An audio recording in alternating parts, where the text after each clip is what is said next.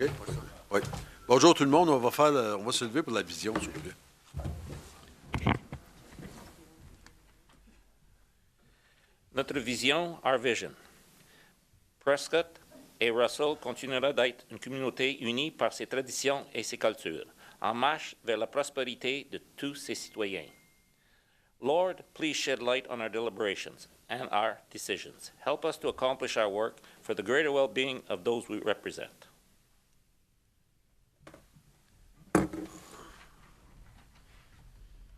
Appel nominal, tout le monde est ici. Déclaration d'intérêt pécuniaire. Est-ce qu'il y a des intérêts à déclarer? Adoption de l'ordre du jour. Un proposeur et un appuyeur, s'il vous plaît. M. Kirby, M. Barton.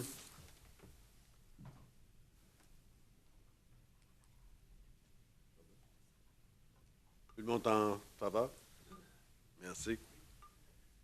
Adoption du procès-verbal, réunion inaugurale du 16 décembre 2015, réunion à huis clos du 13 janvier 2016. Un proposeur d'un appuyeur. Est-ce qu'il y a des commentaires sur les procès-verbaux? Un proposeur, s'il vous plaît. M. Leroux. Un secondaire. M. Saint-Amour. Pétition et délégation, aucune. Communication, correspondance d'information, subvention unique pour un nouveau programme ontarien des bornes de recharge pour véhicules électriques, du ministère des Affaires municipales et du logement portant sur la loi pour une croissance intelligente de nos collectivités. 3. Du ministère de l'Environnement et l'action en matière de changement climatique concernant les plans de protection des sources d'eau locales. 4. Du ministère de l'Énergie concernant le prix de l'électricité. 5. Des cantons unis de Head Clara Maria, demandant à la province d'assumer la responsabilité de la désincarcération sur les routes provinciales non protégées par les services d'incendie municipaux. Un proposeur, s'il vous plaît. M. Leroux. Appuyeur. M. Dicker. Commentaire? M. Dicker. Concernant le programme des bornes électriques, est-ce que les comtés ont l'intention de s'impliquer dans ce dossier-là, de mettre une demande de subvention? Merci, M. le Président, M. Dicker, membre du Conseil. Lors de la dernière réunion du plénier, je pense que oui, on va appliquer. Là, la deadline est le 12 février. On est dans le processus de la finir. On devrait la finir cette semaine. On attend des estimations d'électriciens puis de Hydro One pour amener une nouvelle ligne. Apparemment que c'était un peu plus compliqué pour amener le service d'un niveau 3. Je sais que dans notre municipalité, on a l'intention d'en mettre aussi. Est-ce qu'il y a une consultation avec les municipalités? Monsieur le Président, M. Dicker, comme j'ai dit à la dernière réunion, c'était tard, fait que on avait pensé peut-être de faire une application, mais dû au manque de temps, on n'a pas eu le temps de vraiment consulter avec les municipalités, etc. Il faut la préparer en plus. Là, donc, comme c'est là, appliquez-vous pour un niveau 3 aussi, vous? Non. Ah, OK. C'est parce qu'il essaye de promouvoir le niveau 3, qui est le fast charging, là, excusez l'expression anglaise, là, mais nous, on va appliquer pour un fast charging, un niveau 3, et 2 niveaux 2 pour... les gens peuvent se brancher s'ils viennent à la côte la journée, ou les véhicules corporatifs aussi. Là. Donc, je vais demander à la personne... de communiquer chez nous. Oui, on a fait pas mal de recherches là-dessus, okay. Avec notre électricien en plus. Là. Merci. Autre question? Tout le monde en faveur? Merci. Correspondance à suivre, aucune. Résolution provenant des autres municipalités de la ville de Hawkesbury concernant l'augmentation du nombre de brimbales. Madame Charlebois? Secondaire. Monsieur Leroux?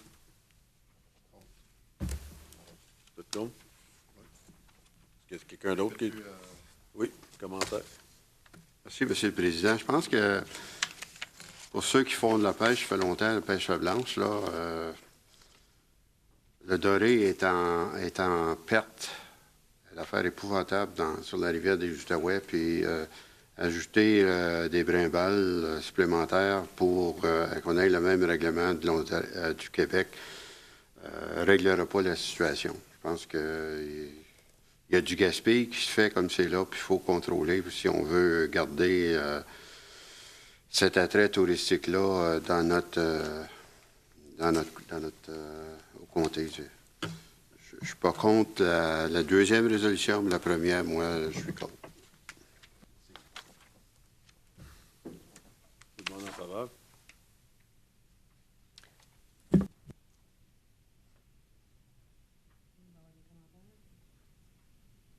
S'il y en a d'autres, oui.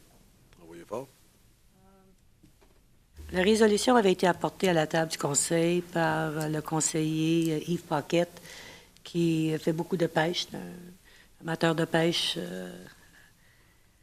J'en ai parlé justement des concerns du maire d'Icaire à ce sujet. Puis lui, d'après les discussions que j'ai eues avec lui, il n'y avait pas d'inquiétude à ce sujet-là.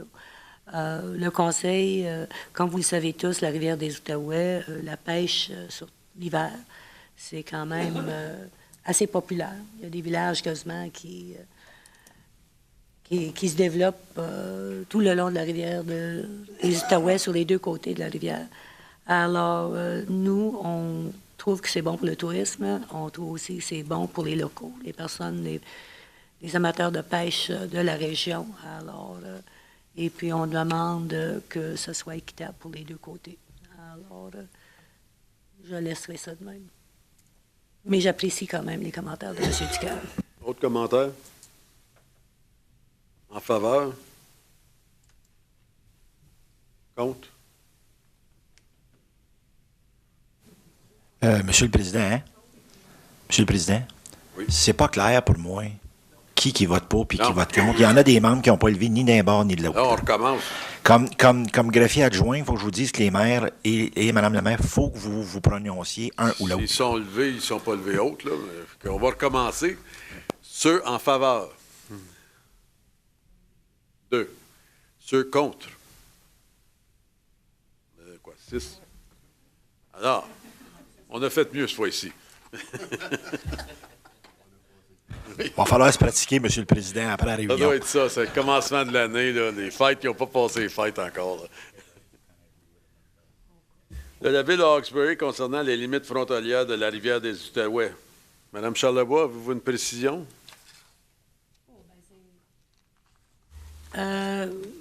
Qu'est-ce que M. Paquette a expliqué au Conseil lorsque la résolution a été apportée? C'est que, je ne sais pas tout le monde qui a le GPS. Alors, ils sont sur la rivière et, oups, tout d'un coup, peut-être sont rendus sur le côté du Québec. Les gens, les officiers du Québec qui arrivent, ils vont recevoir un ticket ou une contravention.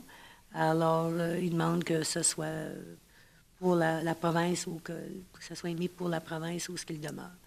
Mais ou bien qu'une entente que les deux provinces se parlent à ce sujet. Est-ce que j'ai un appuyeur? Vous proposez, Madame? Oui. Un appuyeur, M. Barton. Question ou commentaire? M. Saint-Amour. Oui, ce problème-là, il dirait que depuis quelques années, ce n'était pas un problème. Là, dernièrement, depuis 3-4 ans, là, il y a pas du harcèlement sur la rivière, mais presque. C'est une rivière frontalière. Là. C'est assez dur à dire où est-ce que t'es, Québec. En tout cas, il y a eu un changement d'attitude de la part de la province du Québec. Et puis, on aimerait ça que traiter les pêcheurs de la même manière d'un bord sur l'autre de la rivière. D'accord avec la résolution. Autre commentaire? En faveur? Merci. De la Cité de Kingston concernant le revenu minimum garanti. Proposeur? Alors, c'est là que ça arrête. Merci. Pas de proposeur.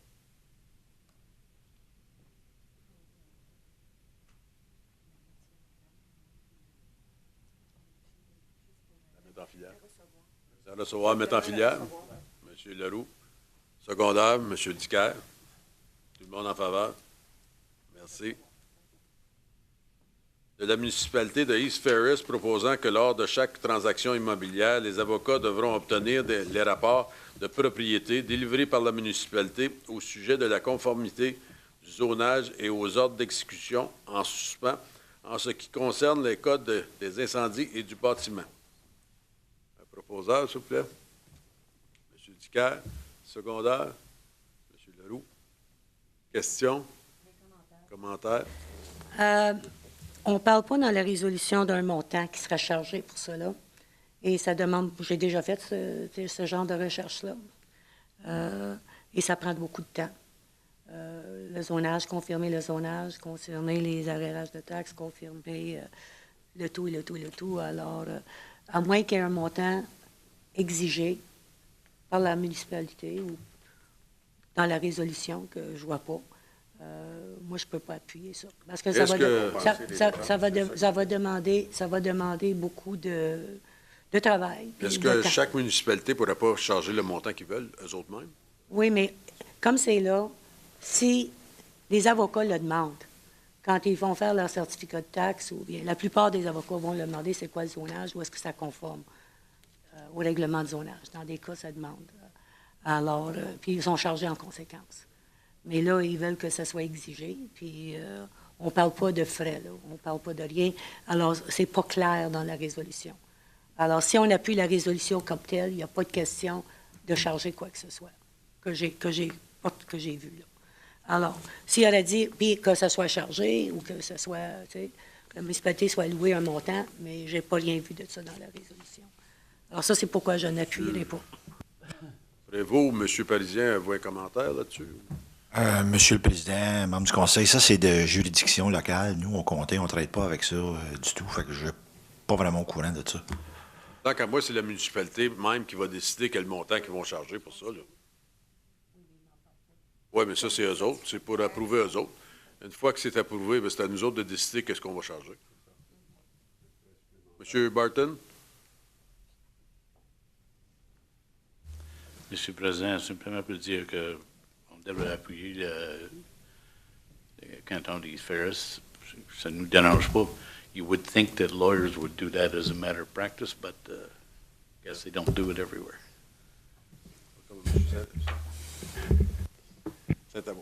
Merci, Monsieur le Président. Oui, parce qu'il y a un phénomène dans le secteur des transactions légales où ce que les nouveaux propriétaires ils achètent title insurance, puis ça fait juste dégager les avocats de ne pas faire de bonnes recherches. C'est encore, me dire un terme en buyer beware. Si vous avez un bon avocat, vous n'achetez pas de title insurance. Dites à l'avocat, faites l'ouvrage. Mais c'est arrivé trop souvent, cela. Et puis, ça demeure encore à la municipalité locale de charger ce qu'ils veulent. Je sais que nous autres, chez nous, on en charge un peu, pas assez. Des fois, ça les encourage d'aller encore se fier sur title insurance, que c'est qu'ils trouvent des lacunes après, là, c'est effrayant. C'est des transactions privées qui se passent, puis c'est juste quand que nous autres, on charge pour notre temps qu'ils prennent pour les servir, les clients. Mais on ne peut pas dire une bonne transaction ou pas. C'est à eux autres. Merci. Oui, Mme Charlebois.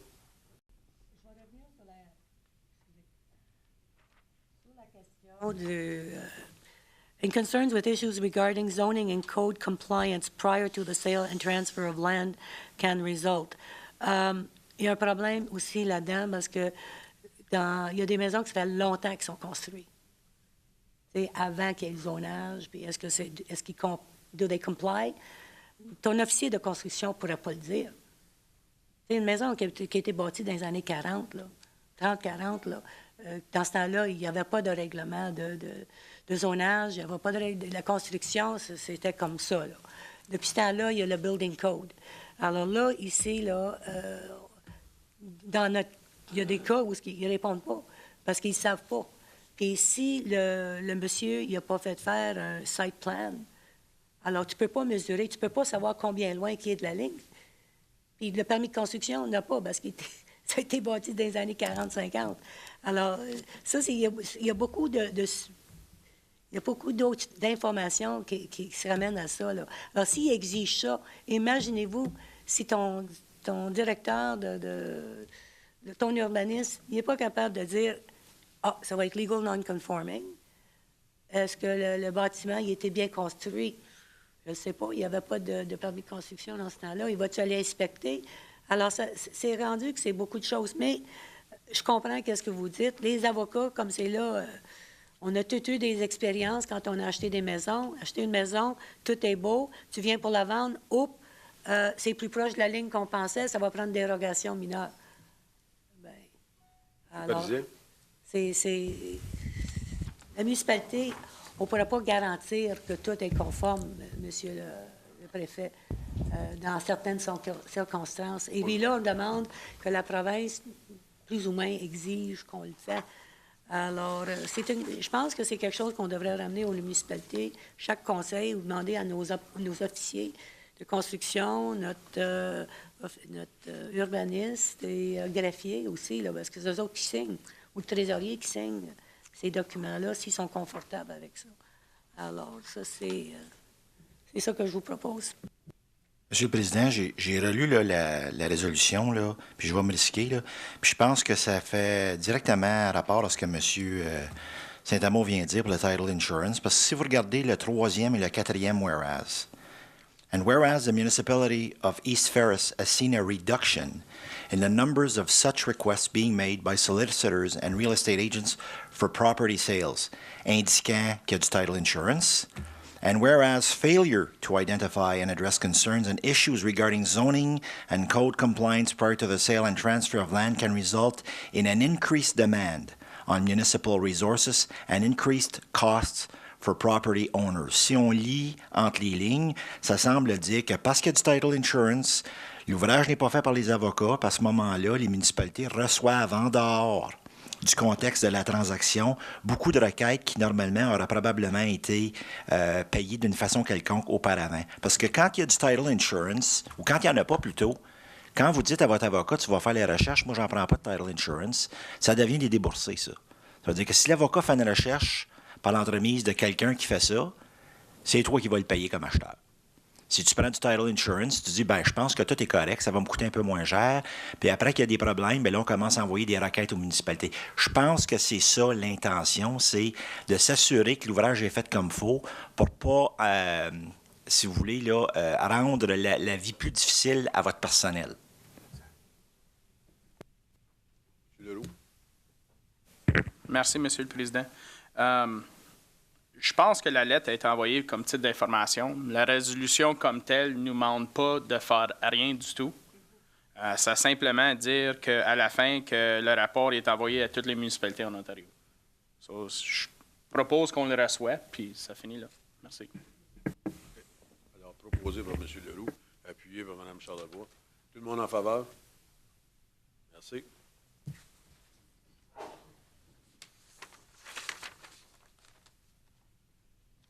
Rapport des départements, administration, greffe, aucun. Finances, compte du mois, lecture de la résolution.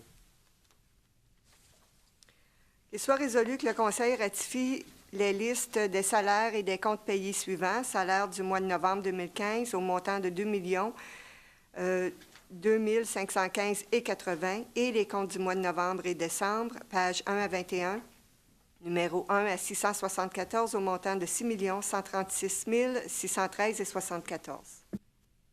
qu'il y a des questions? Proposeur? M. Saint-Amour? Appuyeur? M. Leroux? Tout le monde en faveur? Merci. Rapport F001-2016. Radiation de compte client pour les infractions provinciales. Présentation par Mme Julie Ménard-Brault. Monsieur le Président, membres du Conseil, mon premier rapport a pour but de recommander la radiation des comptes clients des infractions provinciales que l'on juge non recouvrables. Pour vous donner un petit peu d'informations, depuis 2008, nous procédons annuellement à la radiation de certaines sommes d'argent. Nous avons radié pour 2 733 710 depuis l'année 2008. Ce montant provenait d'infractions qui dataient entre 1971 et 2010. Le total des infractions à recevoir pour Prescott Russell se chiffre à approximativement 7 639 000. Et ce montant, malheureusement, augmente d'année en année. Juste pour vous donner un peu d'informations, nous sommes très comparables aux autres bureaux d'infraction provinciales. Tous les bureaux d'infraction provinciales sont dans la même situation que nous sommes présentement. Afin de recouvrir les infractions à recevoir, on a un processus qui est en place et le processus est d'envoyer un avis d'amende et d'échéance après un délai de 45 jours. Après 65 jours, si la situation s'applique, une suspension de permis est mise en place. C'est malheureusement pas toujours le cas. La majorité, on ne peut pas suspendre les permis. Lorsque c'est permis, on va suspendre le permis de conduire.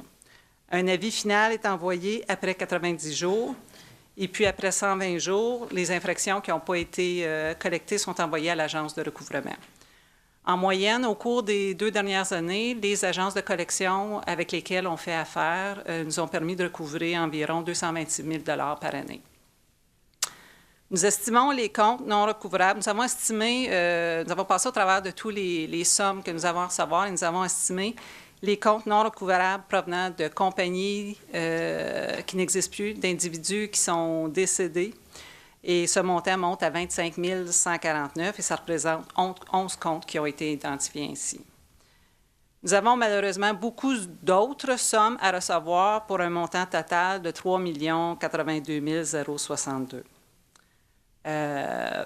Par mesure de conservatisme, nous voulons seulement radier les 11 comptes totalisant 25 149. Les autres montants vont rester dans le système informatique que nous avons, qui nous est fourni par la province. Nous désirons les garder parce qu'on espère peut-être qu'un jour, il va y avoir certaines lois qui vont changer, qui vont nous permettre d'aller recouvrer ces sommes d'argent-là, soit au moment du renouvellement de permis de conduire, au moment du renouvellement de plaque ou autre. Malheureusement, ce n'est pas le cas présentement. Donc, et aussi, on a un système qui est un petit peu archaïque, qui nous est fourni par la province. Et enlever ces sommes d'argent-là du système, c'est un travail assez difficile. Mais c'est encore plus difficile de voir les remettre au système si jamais les lois changeaient. Donc, on veut s'en tenir seulement qu'aux 25 000 $ qui représentent des sommes qu'on est sûr et certain qu'on ne pourra jamais recouvrer parce que les gens sont décédés ou les compagnies n'existent plus. Je veux vous rappeler, par exemple, que lorsque les sommes sont enlevées de notre système informatique, ça ne veut pas dire que la dette est oubliée. La dette demeure à tout jamais envers la province. Donc, je recommande la radiation des comptes au montant de 25 149 $.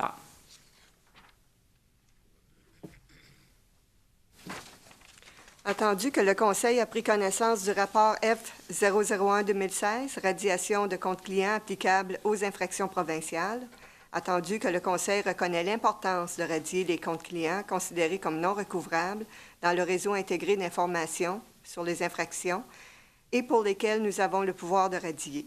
Qu'il soit résolu que le Conseil autorise la trésorière à procéder à la radiation des comptes clients irrécouvrables, lesquels totalisent la somme de 25 149 $. Mon affaire. Proposé M. Saint-Amour, M. Leroux. Tout le monde en faveur? Merci. Rapport F002-2016, information statistique des infractions provinciales. Madame Julie Ménambreau encore. Avez-vous une question? Mon deuxième rapport a pour but de vous présenter l'information statistique reliée aux activités du Bureau des infractions provinciales. Comme les surplus des infractions provinciales sont redistribués aux municipalités locales, je pense que c'est important que vous soyez au courant de ce qui se passe au Bureau des infractions provinciales. Comme vous pouvez le voir à l'annexe A, le nombre d'infractions a grandement diminué depuis l'année 2012 où on a atteint un maximum de 18 987 infractions. Cette année, en 2015, on va terminer avec 11 678 infractions.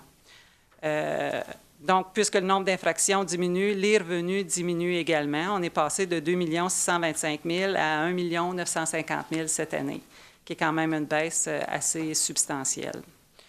Les comptes à recevoir sont plus ou moins stables. Ont quand même augmenté de 6 569 en 2012 à 7 638 928 à la fin de 2015. Vous avez comme information également le nombre de remboursements que nous avons fait au MTO. Ces sommes d'argent-là ne sont pas gardées par nous, sont retournées à la province et ne nous appartiennent pas. On collecte l'argent ici, mais on ne garde pas l'information. Les frais pour le juge de paix ont diminué un peu depuis certaines années, ainsi que pour le procureur. Et puis, on a également aussi des sommes d'argent que l'on prend pour les autres cours, les autres bureaux des infractions provinciales. Encore là, c'est comme avec le ministère des Transports. Ces sommes d'argent-là sont collectées par nos employés, mais sont retournées aux municipalités respectives, peu importe où la municipalité est. On a également, vous pouvez voir que le nombre de procès a grandement diminué au cours des années. C'est sûr que le fait qu'on a moins de billets, moins d'infractions, fait qu'il y a probablement moins de demandes de procès, mais on a établi une façon de fonctionner différemment aussi au cours des dernières années qui nous permet d'éviter d'avoir des procès. Donc, ceci est mon rapport. Je suis disponible pour des questions. Questions? M. Ducaire? Merci, Monsieur le Président. Madame Menon-Brault, moi, je regarde les statistiques que vous nous avez données, là, puis je remarque, je ne prendrai pas en considération 2015, mais en 2014, on regarde une baisse d'à peu près 28 du nombre d'infractions. Ce rapport-là ne nous dit pas, on a 3 détachements, donc 3 juridictions là, des polices provinciales. Est-ce que ça l'affecte plus un détachement qu'un autre? Parce que nous autres, dans mon domaine, dans ma juridiction, j'aimerais en faire part on avait fait venir les chefs de police, puis semble dire non, on fait de la prévention au lieu de faire de... Mais est-ce que c'est plus dans un département que dans un détachement qu'un autre? Merci. Monsieur le Président, M. Ducaire, membre du Conseil, je ne pourrais pas répondre à cette question-là. Je n'ai pas cette information-là devant moi. Je ne suis pas certaine si cette information-là serait disponible dans le système informatique, mais c'est quelque chose que je peux m'informer et vous revenir là-dessus. Oui, M. Parisien. Monsieur le Président, membre du Conseil, vous vous souviendrez que quand il y a eu la présentation de la PPO là, pour les commandants, il y a 2 choses qui vous ont dites. La première, c'est que le POA is not a revenue generating tool. Je me souviens qu'il a indiqué ça. Puis la deuxième, c'est que l'argument qu'il avait avancé, c'est que the drivers are more compliant. Donc, que les gens sont plus sages sur la route. C'est les 2 éléments que j'ai retenus de sa présentation qui semblent indiquer pourquoi les revenus du POA sont à la baisse. Merci, M. Parisien. Autre question? Alors, j'ai besoin d'un appuyeur, un proposeur pour accepter les informations statistiques. M. Lamadeleine, M. Ducaire, tout le monde en faveur? Merci. Développement économique et touristique, on n'a rien. Résidence, rien.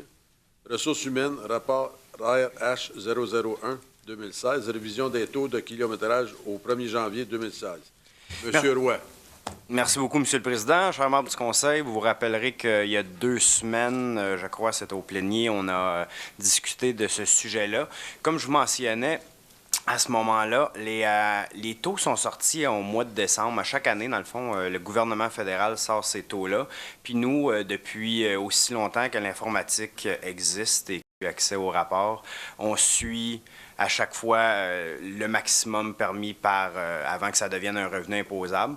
Puis ensuite, on vous soumet 2 règlements à ce moment-ci en janvier au rapport. Un pour les membres du Conseil et un pour les employés. Et c'est exactement le même règlement qui se répète et qui dit « Nous allons suivre les taux qui ont été sortis et voici quels sont les taux ». Donc, ma recommandation à ce rapport, c'est qu'on fasse un seul règlement et que, dans le fond, puisque les taux sont exactement les mêmes, et que le règlement qui va être lu par Mme Latreille suite à la recommandation, ça indique qu'on suit automatiquement les taux qui sont fournis à chaque année. Donc, une fois par année, on va les mettre à jour, puis ce qui fait qu'on n'aura pas besoin à chaque fois de revenir rétroactivement au 1er janvier, étant donné que ça sort toujours fin décembre, puis que c'est impossible pour nous de le faire avant. Merci. Question? Attendu que le directeur des ressources humaines a présenté le rapport RH 001-2016 dans le but de réviser le taux de remboursement de kilométrage ainsi que le taux pour les indemnités de repas pour le personnel décompté et des membres du Conseil. Qu'il soit résolu que le Conseil autorise le réajustement du taux de kilométrage selon l'Agence de revenus du Canada pour l'année 2016 de 54 sous pour les 5 000 premiers kilomètres parcourus et 48 sous pour tous les autres kilomètres parcourus suivants, recommande que les per diem de 52 et 75 $ respectivement pour les indemnités de repas, sans ou avec nuitée à faire, demeurent inchangés en 2016 et autoriser le changement automatique des taux de kilométrage des employés et des membres du Conseil suivant les modifications adoptées par l'Agence de revenus du Canada à leur plafond d'avantage imposable. Question? Proposeur? M. Leroux. Secondaire, M. Kirby. Tout le monde en faveur? Prochain, c'est le rapport RH 002-2016, le rapport statistique des ressources humaines pour septembre, octobre et novembre 2015. M. Roy. Merci beaucoup encore, M. le Président. Chers membres du Conseil, alors on vient de mentionner pour les statistiques. Je n'irai pas en détail là, dans tous mes tableaux. Si jamais vous avez des questions, vous êtes bienvenus, que ce soit dans le fond maintenant ou à n'importe quel moment plus tard aussi, vous pouvez me contacter en tout temps. Je voulais peut-être juste mentionner une chose, l'annexe C qu'on vous remet une fois par année sur la cartographie qui représente le lieu de résidence des employés. Puis c'est vraiment probablement notre annexe la plus visuelle dans l'année. Je voulais juste mentionner que c'était un bel exemple de collaboration entre départements et remercier M. Prévost et les employés de son département qui nous aident à faire ça à chaque année. Question? Proposeur? M. Zétamo? Secondaire? M. Leroux? Tout le monde en faveur? Merci. Services sociaux. Rapport numéro SS 001-2016, information statistique régulière, novembre et décembre 2015. Madame Anne Comtois-Lalonde. Bonjour, madame. Bonjour, Monsieur le Président. Donc, Monsieur le Président, membre du Conseil, vous avez en main les statistiques régulières pour le département des services sociaux pour novembre 2015. Alors, à novembre 2015, 1160 dossiers étaient actifs à Ontario Travail et 2089 bénéficiaires, donc adultes et dépendants. 473 dossiers étaient actifs comme bénéficiaires dans nos résidences ou les foyers maisons de retraite pour un total de 1633 dossiers actifs, 2562 bénéficiaires. Je vous demande maintenant d'aller à la page 4. En page 4, à peu près au premier tiers en haut, on note 108 enfants à besoins particuliers recevaient des services des conseillers en intégration et 180 juste dessous, 198 enfants étaient avec notre agence de services de garde à domicile, donc 198 enfants chez 44 responsables de garde. Maintenant, je vous invite à aller en page 6. 871 familles et 592 personnes de 60 ans et plus étaient en attente d'un logement indexé sur le revenu au mois de novembre. Alors maintenant, à décembre.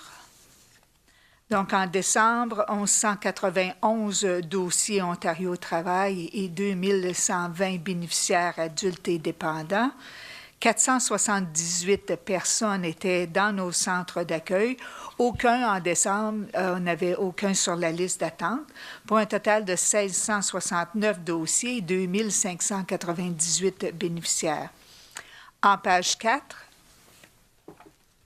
114 enfants à besoins particuliers recevaient de nos services et 192 enfants recevaient des services de garde au travers de notre agence de services de garde à domicile.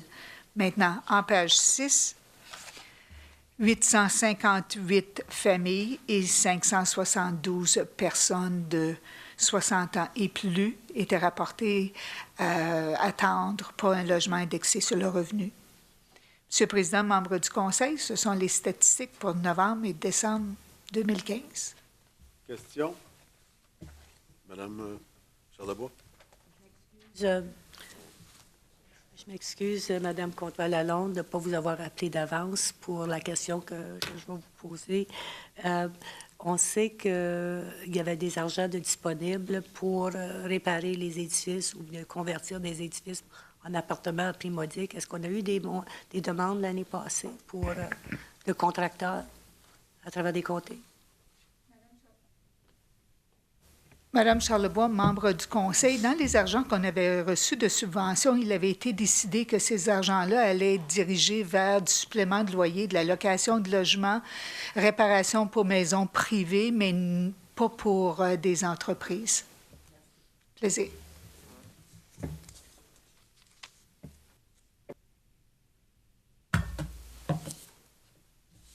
J'ai besoin d'un proposal. Est-ce qu'il y a des questions? Autre question? Proposal? Madame Charlebois. Secondaire. Monsieur Lamadeleine. Tout le monde en faveur? Merci. Rapport des comités. Rapport du comité plénier du 13 janvier 2016. Question sur le rapport? Proposeur. Monsieur Leroux. Secondaire. Monsieur Dicker. Tout le monde en faveur? Merci. Période de questions au chef de département. Vous êtes tranquille le matin. Aucune. On continue à rouler. Résolution écrite. Règlement. Oui. Règlement numéro 2016-01 et 2016-02. Qu'il soit résolu que les règlements suivants soient adoptés par le Conseil des comtés 2016-01 pour majorer l'allocation du kilométrage des membres du Conseil et du personnel au 1er janvier 2016 et le 2016-02 pour confirmer la permanence du directeur de développement économique et touristique. Non, pas tout de suite.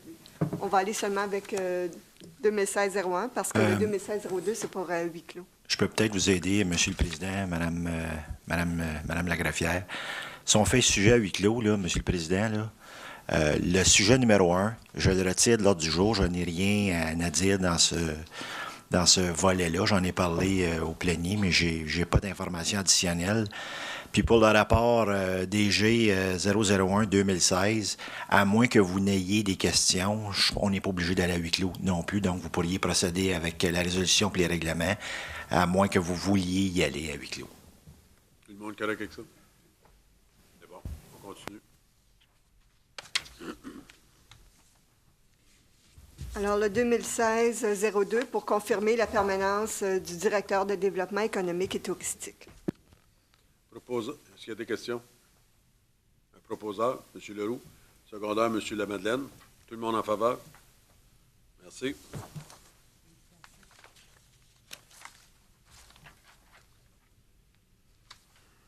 On va à 16. Oui. Règlement de ratification 2016-03. Que le Conseil ratifie le règlement 2016-03 pour adopter toutes les mesures et recommandations prises au rapport et résolution de la session du 27 janvier 2016. Proposal. M. Leroux. Secondaire, M. Kirby. Tout le monde en faveur? Merci. Ajournement à 9h41. Ah, est-ce qu'il y a des questions pour les directeurs? Ah, des annonces. Oui. Je savais qu'on faisait le tour de la table, là, mais mauvaise place. Il y a des annonces. Madame Charlebois. Avant ça, j'ai oublié de... J'aimerais féliciter Mme Carole Lavigne pour son poste. Et puis, continuez votre beau travail, Madame. On apprécie bien. Et votre équipe. Merci beaucoup, membre du Conseil, Mme Charlebois. Est-ce qu'il y a d'autres annonces? Oui, M. Leroux. Merci, Monsieur le Président. Peut-être on peut juste... je crois qu'il y a un événement demain matin pour l'Orignal Packing. Oui. Juste, peut-être, Mme Lavigne, pouvait juste dire un mot là-dessus. Monsieur Leroux, membre du Conseil, Monsieur le Président, effectivement, le réseau agroalimentaire de l'Est ontarien va ouvrir son deuxième comptoir de produits locaux de Prescott Russell à l'Orignal Packing. Donc, ils ont une conférence de presse vers 10 heures demain à l'Orignal Packing. Vous êtes bienvenus. Autre annonce? Bien, on a la partie des anciens Canadiens là, qui s'en vient le 20 février au complexe sportif de la ville de Hawkesbury. On a l'ouverture officielle de notre nouvelle surface multifonctionnelle. Et puis, justement, j'ai les invitations pour les membres du conseil d'assister à cet événement. Et troisièmement, on a la fête de la famille qui s'en vient et on va l'annoncer d'ici peu à toutes les activités qui vont aller. On le fait en partenariat avec le 100% actif et c'est la communauté de Valoris. Alors, tout le monde est la bienvenue. Burton? Merci, M. le Président. J'aimerais inviter tout le monde à le Grand Carnaval de l'Orignal le 4 et 7 février.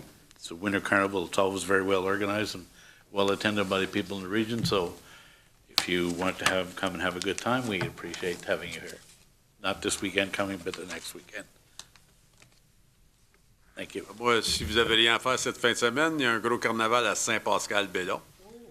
Et puis le 12 février, il y en a un à Clarence Creek. Fait que, vous êtes tous invités. Ben, en fin de semaine, je ne serai pas là. Malheureusement. Est-ce qu'il y a d'autres annonces? C'est tout? Alors, l'ajournement à 9h42. 3, whatever. Proposeur, M. Saint-Amour, secondaire, M. Leroux. Tout le monde en faveur? Merci.